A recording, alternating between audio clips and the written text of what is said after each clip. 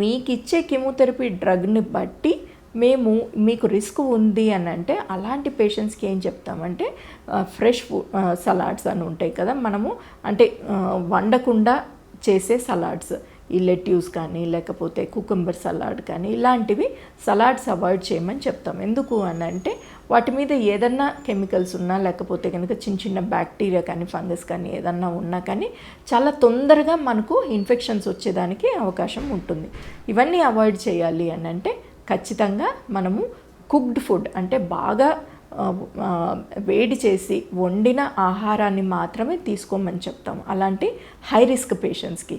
మిగతా normal cancer treatments నడుస్తున్న పేషెంట్స్కి అసలు ఫుడ్ రెస్ట్రిక్షన్ అనేది ఏమీ చెప్పము.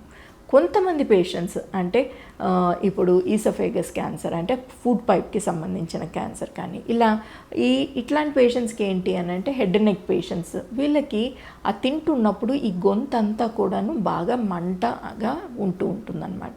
సో వాళ్ళకి ఎక్కువ స్పైస్ ఉన్న ఫుడ్ అంటే కారం కానీ మసాలా కానీ ఇవన్నీ ఎక్కువ ఉంటే కనుక అవి దిగడం అంటే లోపలికి వెళ్తున్నప్పుడు ఇంకా ఎక్కువ పెయిన్ వస్తుంది. అలాంటప్పుడు వాళ్ళకి ఇవి కొంచెం తగ్గించమని చెప్తాం. అదర్వైజ్ రొటీన్గా జరిగే ట్రీట్మెంట్స్ ఏ దానికి కూడాను ఫుడ్ రెస్ట్రిక్షన్ అనేది నా ఉద్దేశంలో అయితే అవసరం లేదు.